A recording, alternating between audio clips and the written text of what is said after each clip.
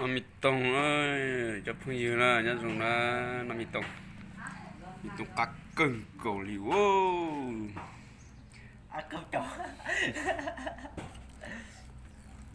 mì tông cá hình nu,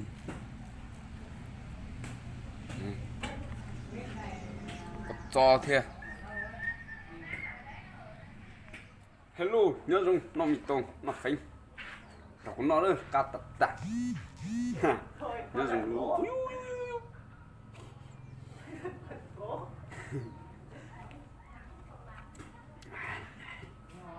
cá tiêu.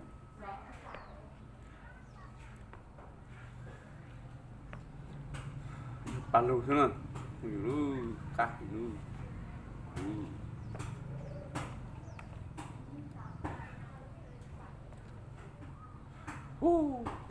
Hai đi.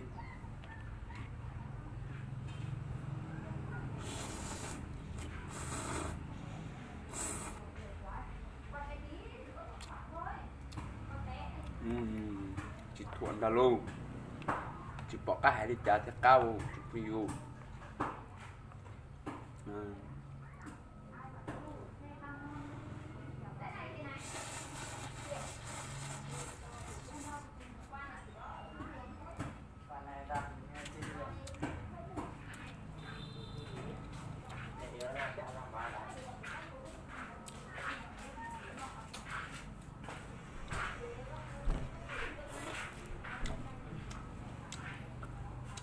Muốn dùng lọc đi vào đất này.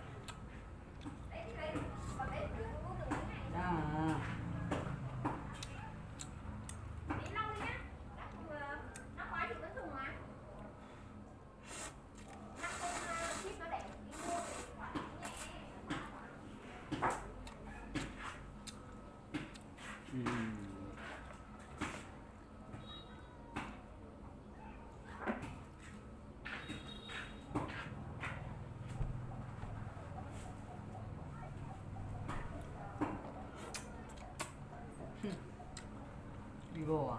Hay gì á? Hả? Hát trực tiếp cái gì á? Các bạn ơi, thấy mình đẹp trai không? Nè. Đó. Nhận anh.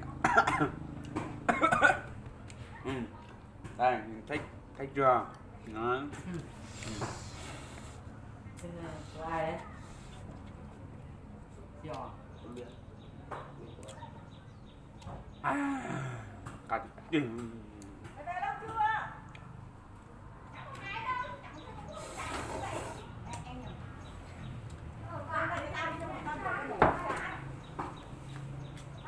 Các bạn mà chưa có người yêu ấy, online ở bên dưới nha.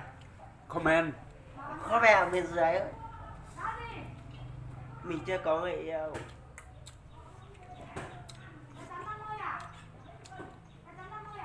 Các chị mà bỏ chồng ấy, bên dưới nhắn tin với em.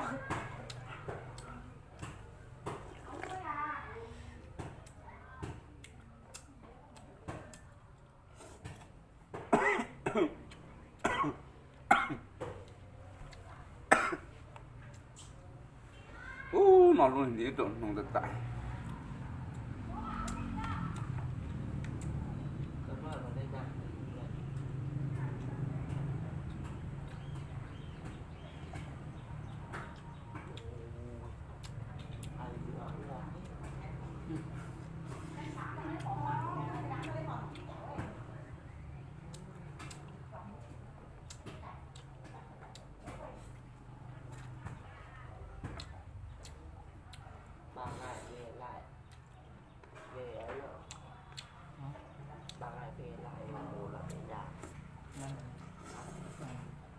Thì ở đây bé em đi xem vậy.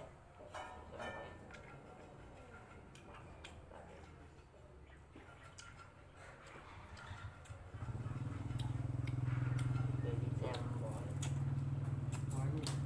bói về làm ấy, Là hát hả? hả? Là hát hả? Là hạ đây. Ai bảo? Mai kia hả? Và mai kia về hạ.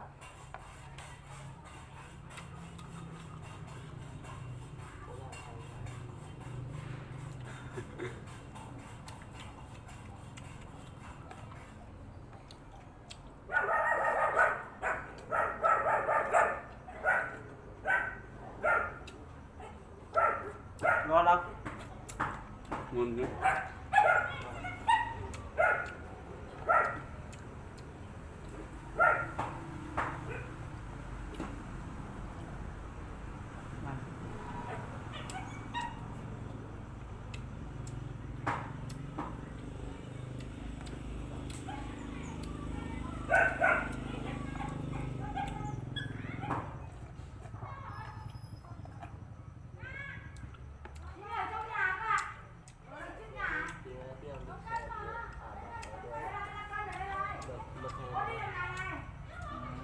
Bạn là việc của em rồi.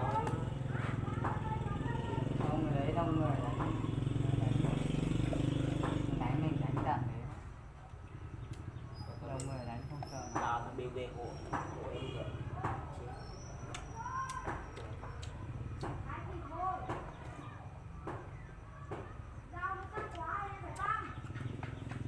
Này mới bao nhiêu không?